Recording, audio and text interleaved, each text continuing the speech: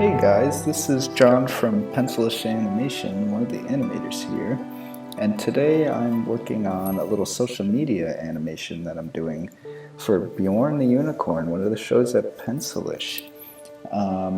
This is a little social media post that's going to be the characters riding on some of the bikes, and in probably like a boardwalk setting or against the ocean in LA. So right now I just have a rough sketch in the background, and I'm going over with one of the characters, Becca, to do some rough animation of her riding a bike. So right now I'm just going over in TV Paint. TV Paint is the program I'm using, by the way. So TV Paint is an animation program that's relatively cheap. It costs a good chunk of change, but it's a little less expensive than most, and it allows you to do hand-drawn animation very easily. I enjoy this program a lot, so this is one I go to for my fun animation. So right now I'm doing some rough animation for Becca on the bike. I did a quick sketch of the bike just to get it in there, and I'm going very quickly back and forth between key drawings of Becca, very loosely. I'm just trying to figure out where I want her to be and what she's doing. Don't really care about details right now. As you can see, her arms are kind of just sketchy lines, and that works for me. A lot of the times I do thumbnail sketches for my animation, and a thumbnail sketch is when you do a little sketch before you start anything, just the key drawings that you want to see. They could be very loose, they could be very tied down drawings, but they just help you see what you're going to do when you actually go and sit down and start animating. But for this one, I didn't do that.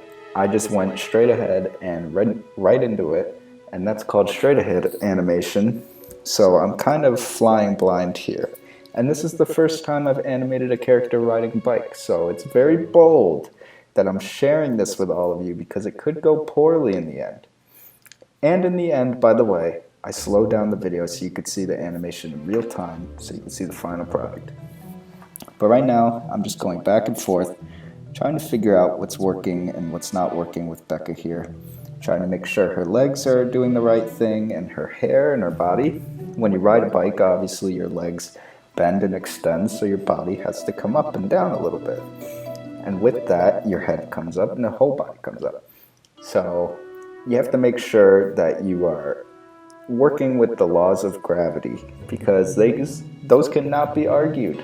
Gravity cannot be argued. Gravity works one way. So if you're coming up at a fast rate, and you have big flowy hair like Becca here with a bob, your hair is going to come down as your head propels up. So as your head comes up, the hair flows down, and then once you're up, that's when the hair starts to bounce back up slowly, and as you come down, it's going to follow through, and it's going to come behind the head and come down after she's already down. So with her short bob haircut here, I do it very subtly, but as you can see, I've done the rough animation. Now I'm starting to do the tie down. The purpose of the tie down drawing is to be slightly loose still a little bit, but to clarify everything that you've done. So the rough, you know, her arms could be lines, her legs could be lines, her hair could be really sketchy, and her eye could just be a little dot. But at this point, I want it to look like the character. And a lot of stages of animation, at the end you would do a cleanup pass so everything looks really clean, but I'll probably just stick with the tie down for this little social media post because it's going to go on like Instagram or TikTok or whatever. So the screen that you're going to be viewing it on is going to be really, really small, which is a benefit for me because if I make a lot of mistakes, you probably won't see it. But I'm just going through here back and forth, checking between the drawing before and after to make sure that the drawing that I'm working on currently is fitting in that sequence. Everything has to flow and work in curves, so I'm just going through and checking my work over and over.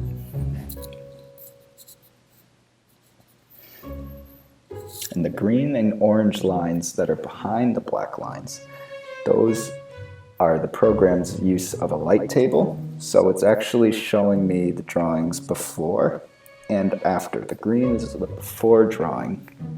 So the drawing before this one and the orange lines in the background are the drawing after this one. So if you need a little help to see in between the drawing before and after, you could use the light table and that'll help you out. I've trained without the light table, so usually I don't use it, but for this to be a little more clear with the tight tie-down drawings, I use the light table.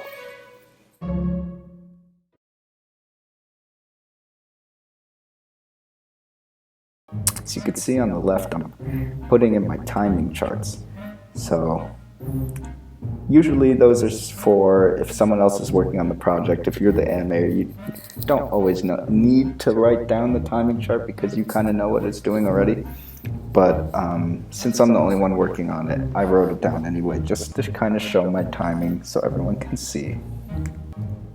And that shows where each drawing is between the first and second key, and then the second and third key.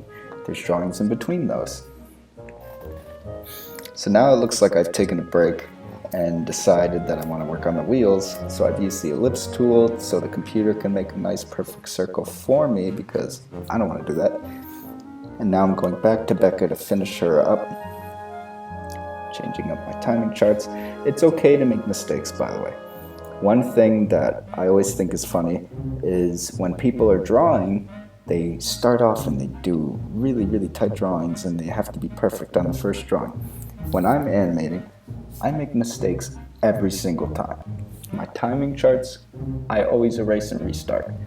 The drawings, I always erase and restart, every single one. None of my drawings are ever perfect. And that's okay, because not everybody is going to be the perfect artist. But when you're animating like this, it's okay to let the character find you. Sometimes you don't know exactly what you're looking for or what the drawing is looking for. So you just search in your heart and you start drawing scribbles and scribbles in the rough pass. And that's when the drawing finally finds you and you realize what you're actually animating. So a lot of us, sometimes we don't even know what we're actually animating, and that's why we feel like imposters. But it comes out of nowhere. It's a magical feeling. Looks like I'm almost done with Becca here, just doing the last couple drawings. These character designs are not final, by the way. I did a loose interpretation of the character designs that we're going over at Pencilish right now, so they probably will not look like this at all by the time the show is out. But that's okay. This is just for fun. It's not anything super serious. As you can see, I moved her shoulders because I want to show that when you're riding a bike and you're going kind of quick, your shoulders don't just stay in place. They actually move back and forth a little bit because your hands on the handlebars move a tiny bit. Just gives a little bit more sense of a 3D space for the character.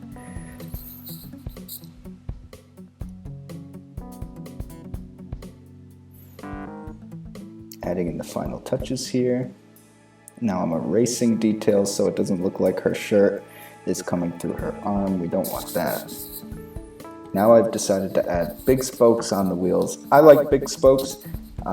Seeing big spokes I always think is fun, and instead of like little tiny ones, it could get a little confusing from the eye. But I go in here and shade them a different color so that you could see them easily, because I figured you can't tell what the heck's going on like that. So let's get some color in there. That way you could actually see them moving. And I go back and just copy and paste the first 3 key drawings there, so it is very consistent. Now I'm animating the little basket that the cat is sitting in. So for this I had no idea what I was going to do either, but I wanted it to have a little bit of a bounce, but kind of come down like a thud, because it has a heavy cat in it. So I don't want it to be floaty, I want it to have a little bit of weight, so it comes up and just boom, comes down a little bit faster than it would come up. Wasn't too crazy about this tiny detail. You'd be more focused on Becca riding the bike than the little cat, so it's just more of some added animation instead of like the thing that draws your eye. I gave the cat a little bit of a bump too in the basket. And finally, I tied down the bike here, and I even give the bike a little bit of a bump. because when you're riding a bike, it doesn't stay flat. Nothing stays completely flat in reality. So here we go. Here's the final animation. For this part, I still have a lot to do. But there you can see Becca riding the bike and the cat's bumping in the little basket and the bike's coming up and down just a little bit. Next, I'll do Tambo and Bjorn. And Tambo is the old pizza delivery guy in his little Vespa over there, and Bjorn is the unicorn, obviously. And he likes pizza, so he'll be chomping on some pizza in the back of his little Vespa. I tried to add the background so you could get a sense of what it might look like here. Let me just turn that down slightly. Here we go. That's a little bit better. Nice. Oh, and save your project. I forgot to save this whole time, which is a bad example. So always save your project. It's very important. Thanks guys for watching. More soon.